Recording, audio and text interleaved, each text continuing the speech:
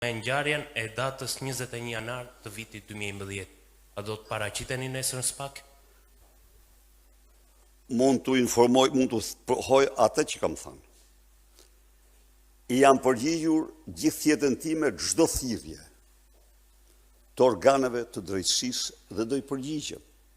Do t'i përgjigjem, nuk ka koment. Nuk mund të ketë pyetje, a do i përgjigjem. Por ka vetëm një kusht, që unë të marrë thirrjen. Dhe ata që përdorin këte për propagandë, për të mbuluar skandalin Rama Balluku të tunelit Llogaras, apo për të mbuluar skandalin e madh të aeroportit Vlorës e të tjerë, ata tregojnë se janë shërbëtor mjeran të një bande e cila vjedh ditë e natë qytetarë shqiptarë. Pra edhe një herë, që të tje gazetarë dhe duhet, po. Vendimi, do më thënë, njoftimi duhet vi, si që kanë ardhë me 10 njoftime tjera, dhe unë jam përgjigjë çdo njoftimi që ka ardhë.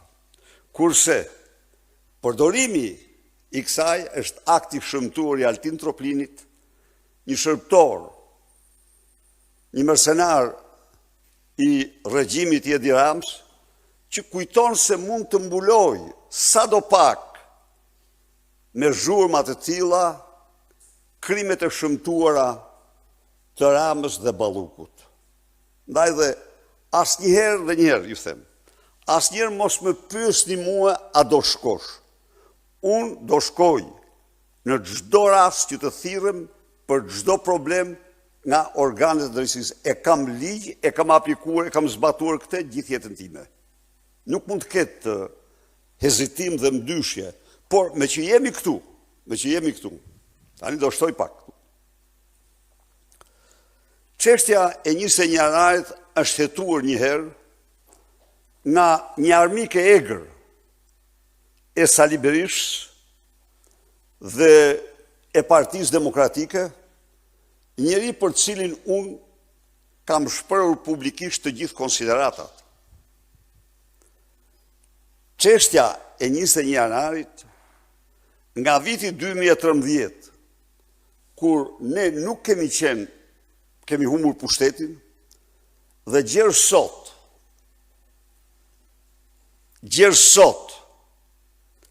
është penguar të hetohet, mendoj unë, të jetohet, se mund të jetohet, nuk jam kundër,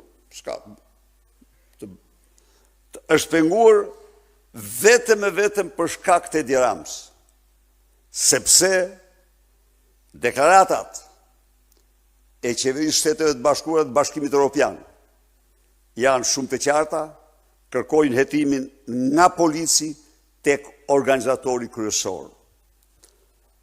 Pra, çfarë ka ndodhur? Ka ndodhur që prej 13 vitesh, rreth 13 vite, kjo çështje përdoret për propagandë. Por shoferi që solli, që i përdori mish për top njerëzit, si të ka thënë bukur, shkrimtarit që merret tani me probleme teologjike, Ben Blushi, ishte Edi Rama.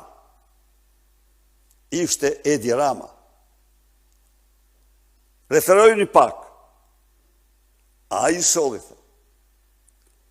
dhe i solli në protestën më të dhunshme në historinë e vendit. Protesta më e dhunshme në historinë e vendit. Ndaj dhe janë mjeran ata, të cilët shërbëtor të shpifur, përdorin për të mbuluar sa herë u duhet krimet e tyre në një kohë kur vrasi vërtet i tyre është ajo që i solli ata mish për top, siç ka thënë Blushi, shoferi autobusit tyre. Ndaj dhe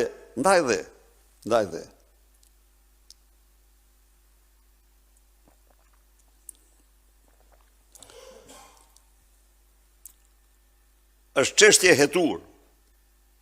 Është çështje hetur kur unë kam qenë dhe s'kam qenë pushtet, por e hetur nga armiq të egër të Partisë Demokratike dhe të qeverisë, të etiketuar nga unë në mënyrën më të qartë se ç'përfaqësojnë. Bllokimin e hetimit, apo në qoftë se nuk është hetuar si duhet, po, nuk janë hetuar si duhet organizatorët kryesor të saj. Dhe organizator kryesor numër 1 me të gjithë dokumentacionin është Edi Rama. Pastaj ka dhe tjerë. Ka dhe tjerë. Por Edi Rama me akte, me veprime konkrete. Zoti Berisha, sipas dokumentit, të SPAK urdhër thirrja është dërguar në adresën e banimit të shtetasit Sali Berisha në datën 3 nëntor. Tani, edhe njëherë, po lexoni, më falni, të pavërteta. Banesën time kanë ardhur me qindra. Dhe mos tani je këtu dhe nuk duhet të them fjalë tjera. Në banesën time vinë qindra letra, njoftime e të tjerë, që të gjitha ata që janë poshtë i marrin, i sjellin dhe i dorëzojnë. Midis tjerash, edhe nga gjykata, të gjitha njoftimet. Midis tjerash për gjërin tuaj, ka patur raste që i ka dërguar edhe me motorciklet.